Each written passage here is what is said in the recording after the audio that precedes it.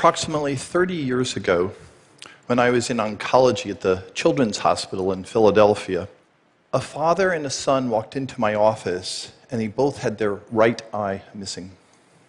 And as I took the history, it became apparent that the father and the son had a rare form of inherited eye tumor, retinoblastoma, and the father knew that he had passed that fate on to his son. That moment changed my life. It propelled me to go on and to co-lead a team that discovered the first cancer susceptibility gene. And in the intervening decades since then, there has been literally a seismic shift in our understanding of what goes on, what genetic variations are sitting behind various diseases. In fact, for thousands of human traits, a molecular basis that's known for that. And for thousands of people, every day, there's information that they gain about the risk of going on to get this disease or that disease. At the same time, if you ask, has that impacted the efficiency, how we've been able to develop drugs, the answer is not really. If you look at the costs of developing drugs, how that's done, it basically hasn't budged that. And so it's as if we have the power to diagnose, yet not the power to fully treat. And there are two commonly given reasons for why that happens. One of them is it's early days. We're just learning the words, the fragments, the letters in the genetic code. We don't know how to read the sentences. We don't know how to follow the narrative. The other reason given is that most of those changes are a loss of function, and it's actually really hard to develop drugs that restore function. But today I want us to step back and ask a more fundamental question and ask, what happens if we're sort of thinking about this maybe in the wrong context? We do a lot of studying of those who are sick and building up long lists of altered components. But maybe if what we're trying to do is to develop therapies for prevention, maybe what we should be doing is studying those who don't get sick. Maybe we should be studying those that are well.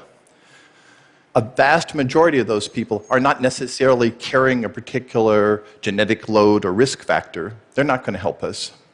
They're going to be those individuals who are carrying a potential future risk. They're going to go on to get some symptom. That's not what we're looking for. What we're asking and looking for is, are there a very few set of individuals who are actually walking around with the risk that normally would cause a disease, but something in them, something hidden in them, is actually protective and keeping them from exhibiting those symptoms. If you're going to do a study like that, you can imagine you'd like to look at lots and lots of people. We'd have to go and have a pretty wide study. And we realized that actually one way to think of this is, let us look at adults who are over 40 years of age. And let's make sure that we look at those who are healthiest kids. They might have had individuals in their families who had had a childhood disease, but not necessarily. And let's go and then screen those to find those who are carrying genes for childhood diseases. Now, some of you, I can see you putting your hands up going, a little odd. What's your evidence that this could be feasible? Well, I'm going to give you two examples. The first comes from San Francisco. It comes from the 1980s and the 1990s, and you may know the story where there were individuals who had very high levels of the virus, HIV. They went on to get AIDS, but there was a very small set of individuals who also had very high levels of HIV. They didn't get AIDS. And astute clinicians sort of tracked that down, and what they found was they were carrying mutations. Notice, they were carrying mutations from birth that were protective, that were protecting them from going on to get AIDS. You may also know that actually a line of therapy has been coming along based on that fact. Second example, more recent, is elegant work done by Helen Hobbs, who said, I'm going to look at individuals who have very high lipid levels, and I'm going to try to find those people with high lipid levels who don't go on to get heart disease. And again, what she found was some of those individuals had mutations that were protective from birth that kept them, even though they had high lipid levels. And you can see this is an interesting way of thinking about how you could develop preventive therapies. The project that we're working on is called the Resilience Project, a search for unexpected hero, because what we are interested in doing is saying, can we find those rare individuals who might have these hidden protective factors? And in some ways, think of it as a decoder ring, a sort of resilience decoder ring that we're going to try to build. And we've realized that we should do this in a systematic way. So we've said, let's take every single childhood inherited disease, let's take them all, and let's pull them back a little bit by those that are known to have severe symptoms, where the parents, the child, those around them would know that they'd gotten sick. And let's go ahead and then frame them again by those parts of the genes where we know that there is a particular alteration that is known to be highly penetrant to cause that disease. Where are we going to look? Well, we could look locally. That makes sense. But we began to think, maybe we should look all over the world. Maybe we should look not just here, but in remote places where there might be a distinct genetic context. There might be environmental factors that protect people. And let's look at 1 million individuals. Now, the reason why we think it's a good time to do that now is in the last couple of years, there's been a remarkable plummeting in the cost to do this type of analysis, this type of data generation, to where it actually costs less to do the data generation and analysis than it does to do the sample processing and the collection. The other reason is that in the last 5 years, there have been awesome tools, things about network biology, systems biology, that have come up that allow us to think that maybe we could decipher those positive outliers. And as we went around talking to researchers and institutions and telling them about our story, something happened. They started saying, this is interesting. I would be glad to join your effort. I'd be willing to participate. And they didn't say, where's the MTA? They didn't say, where is my authorship? They didn't say, is this data going to be mine? Am I going to own it? They basically said, let's work on this in an open, crowdsourced, team way to do this decoding.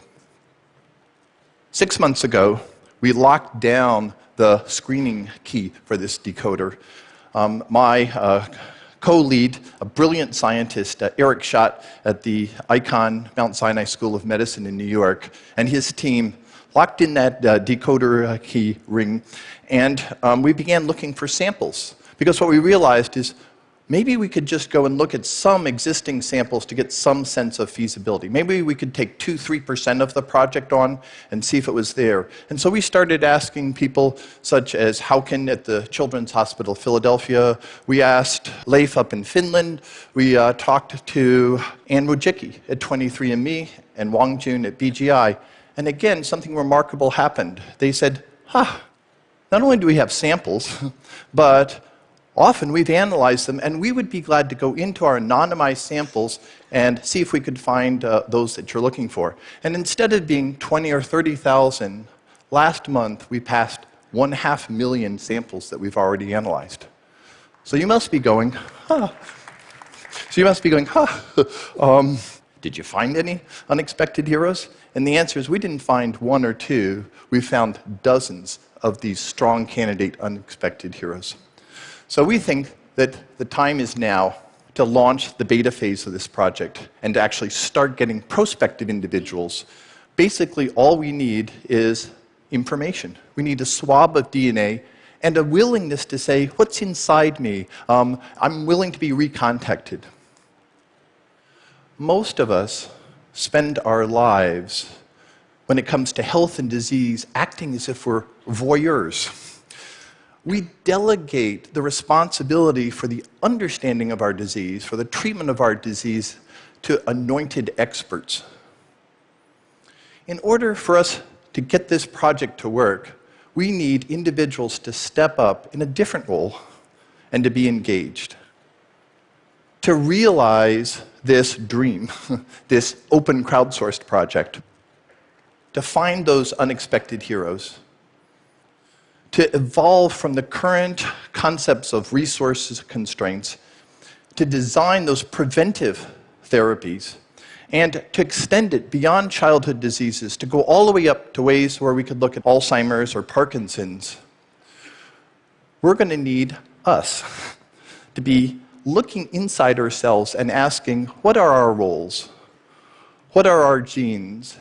And looking within ourselves for information. We used to say we should go to the outside, to experts, and to be willing to share that with others. Thank you very much.